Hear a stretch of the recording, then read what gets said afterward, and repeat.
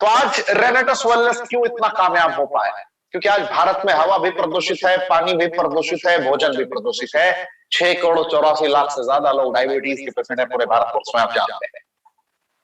4 करोड़ 57 लाख से ज्यादा लोग थायराइड के पेशेंट हैं। 1 करोड़ 31 लाख से ज्यादा लोग कैंसर के पेशेंट हैं।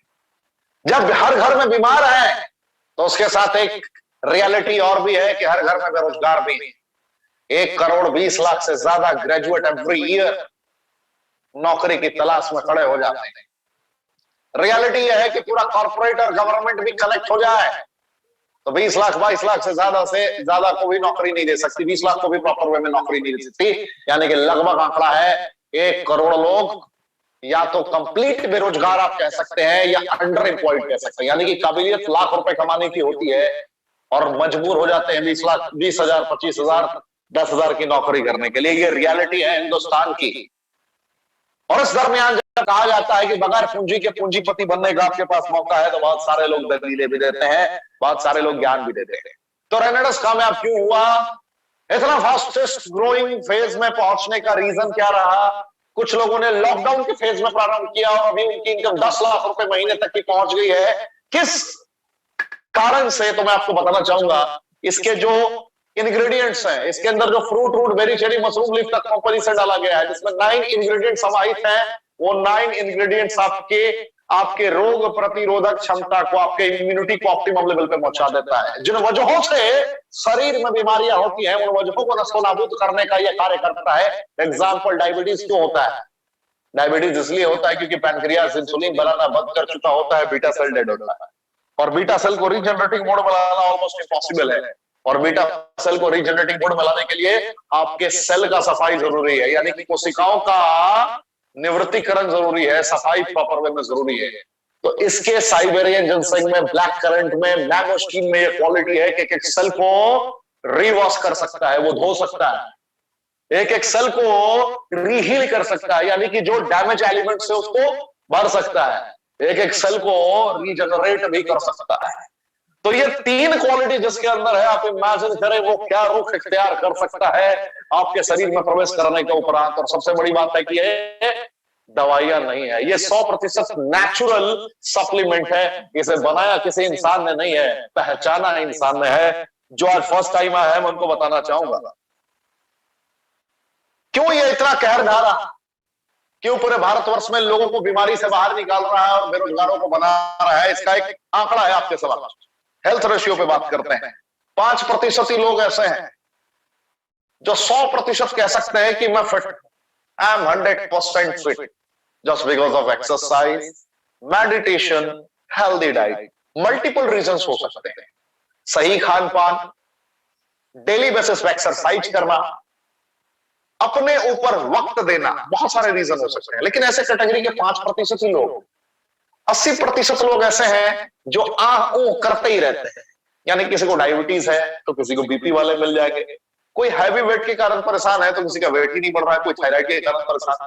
तो मल्टीपल प्रॉब्लम्स चल रही है मार्केट में, आपको समझना पड़ेगा। 80% लोग कह सकते हैं कि जी रहे हैं, लेकिन क्यों जी रहे हैं उन्हें भी समझ में नहीं आ रहा। हमेशा उनके पॉकेट में, हमेशा उनके बैग में दवाइयां आपको मिल जाएगी।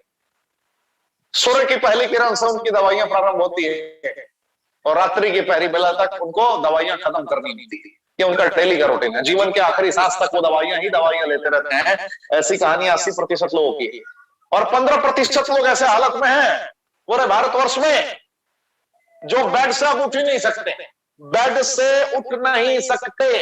दे are suffering from chronic illness, they are suffering from cancer, they are suffering from HIV, they are suffering from paralysis. There is a lot of problem is available in the market.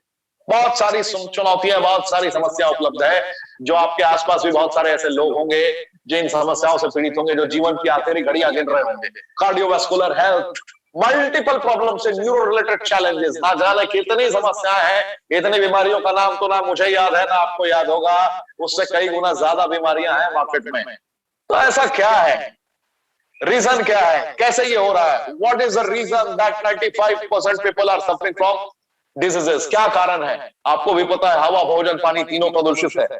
कितना भी आप बेहतरीन खाना खा रहे हो, चुनौतियां रहेंगी, चैलेंजेस रहेंगे। उससे बाहर निकलने का क्या वैकल्पिक विकल्प है? You don't have any option right now. Practically, I'm telling you, you don't have option. घर का खाना खाओगे जनाब, मैंने मान लिया कि आप घर का खाना खाओगे, माँ के हाथ का बना हुआ खाना खाओगे या खाते हो आप घर में? मैं आपसे सवाल पूछना चाहूंगा, आपके माता पिता भी तो घर का ही खाना खा रहे हैं, दादाजी भी तो घर का ही खाना खा रहे हैं, बहुत सालों से खाते आ रहे हैं. Why they are suffering from diabetes, arthritis? There is any reason? क्या कोई कारण है? क्या वहां कोई रीजन है? खाना पहले के जमाने में बगैर केमिकल के हुआ करता था. अब कहेंगे कि भाई साहब हम तो घर में केमिकल का यूज करते नहीं है, तो हुआ कैसे? जहां पे बीज डाली जाती है ना, जहां पे आप गेहूं धान का फसल जब उगाया जाता है किसानों के जरिए, उस वक्त ही ऐसे ऐसे पोटेशियम, ना जाने डीएपी, तो ना जाने कौन कौन से खाद हैं जिसके अंदर केमिकल इतनी ज्यादा मात्रा में होता है जो उसकी उर्वरक क्षमता को बढ़ा देता है. यानी कि जहां पे 1 क्विंटल होना चाहिए था, वहां पे 4 क्विंटल की उपज होती है. लेकिन 4 क्विंटल के कारण आपके सेहत के साथ कितना बड़ा खिलवाड़ कर दिया गया उस केमिकल को डालकर, उस खाद को डालकर उसके अंदर. ये आपको उस वक्त पता चलता है जब आप बीमार होते हैं. रियलिटी है. ऑर्गेनिक खेती, ऑर्गेनिक खेती, ऑर्गेनिक की बात करी जाती है. बहुत सारी चीजें आज के डेट में चल रही है कि हम बिल्कुल शुद्ध वातावरण में उगाएंगे, खेती को ज्यादा बढ़ावा दिया जा रहा है, प्राथमिकता दी जा रही है, तो बहुत सारे चैलेंजेस आ रहे हैं. आज बॉडी को चाहिए प्रॉपर डाइट, विटामिन चाहिए, मिनरल चाहिए, एंजाइम चाहिए, फाइबर चाहिए, नहीं मिल पा रहा. और जब इनकी डिफिशियंसी होती है बॉडी में, तो बड़े बड़े चैलेंजेस होने प्रारंभ होते हैं, बड़ी बड़ी बीमारियां होनी प्रारंभ होती हैं, जिसको आप अंडर एस्टिमेट नहीं कर सकते.